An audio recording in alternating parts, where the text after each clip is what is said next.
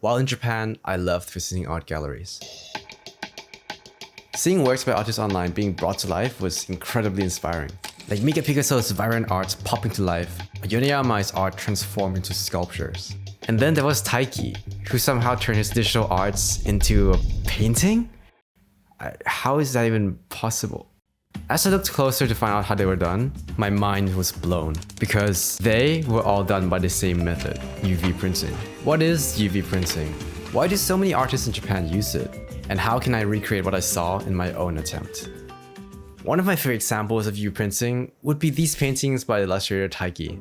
When I saw this for the first time, I was blown away. Because this isn't paints, it's ink. Just like how 3D printers layer filaments, these printers can also do the same by spraying and instantly drying ink using UV light. So layering ink multiple times was probably how Taiki made these paint textures. On top of that, UV printer can print on almost anything. From plastic to wood, metal, glass, fabric, pretty much anything as long as it's solid. But that's not all. Check out this work, or this one, or even this one.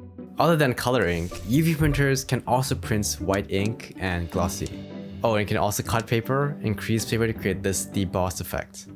But the more important question is, how exactly do artists use this printer? Like, what kind of techniques and materials did they use? Well, first, we have Mika Pikazo, who made these weird, faded artworks. I really didn't know what to think of this until I took a photo with Flash. And imagine my surprise when this showed up. This is a good example of materials and UV printing working together to create a fun and unique experience. In this case, Mika Pikazo printed onto retro-reflective materials, but we also have artists like Mon who printed onto mirrors, which helped add a layer of eeriness to his already creepy artwork by pulling you into the arts and making you feel like you're a part of it. One material I often see is acrylic, like Yoneyama Mai, who stacked acrylic to create this sculpture, or Rella, who created this multi-layered diorama. And then there's this huge piece by Teru floating in the middle of the gallery. It's fascinating to see how each artist had access to the same tools and materials, yet each outcome was different thanks to their unique visions and their collaboration with printing companies.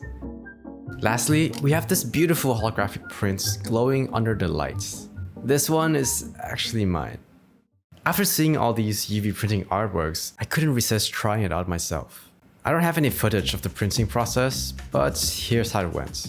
First, I needed an illustration to try out, so I picked this one by Yoneyama Mai and split them into layers, one for color, one for white ink, and one for debossing.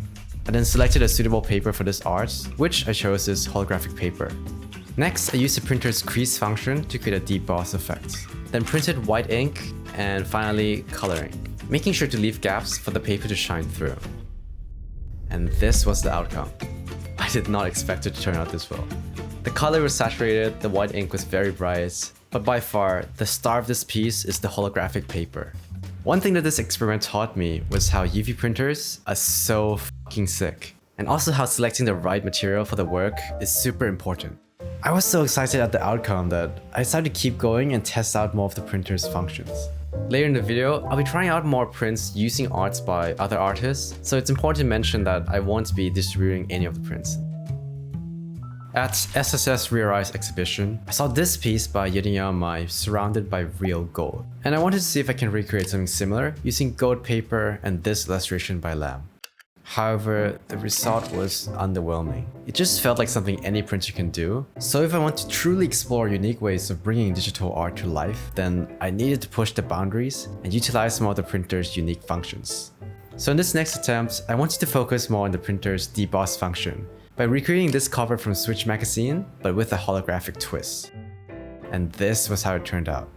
The lighter color kinda disappeared into the paper, so I did a second one, but it didn't really go as planned.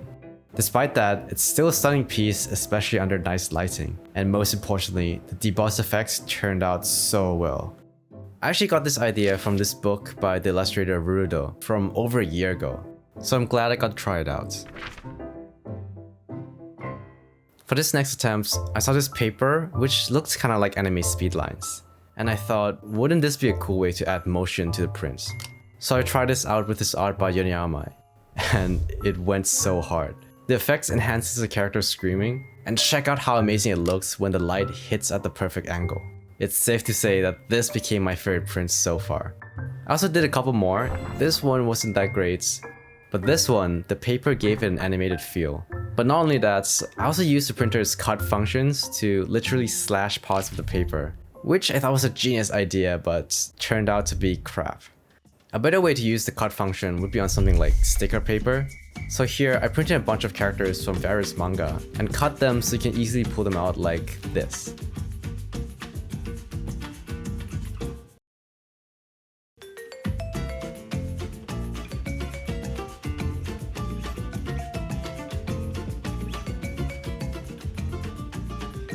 Unrelated to UV printing, but I remembered seeing this piece by Bun Bun, who collaborated with printmakers to turn his digital art into traditional prints. And I love this concept. There's just something poetic about it. So for the final test, I tried printing onto wood to explore this concept myself. And forget what I said earlier, because these are now my new favorites, especially this one with the artwork by Levinki. I also did a couple more with Yoneyama Mai and Lamb's illustration, but the wood grain popped out the most in Levinki's illustration, giving it that traditional feel. I should mention that if you like this art, Levinki does have a print store. I'll also leave links to other artists' stores, books, and websites I used in this video. What started off as admirations for the work that I saw, turned to my own experiments at learning how they were made.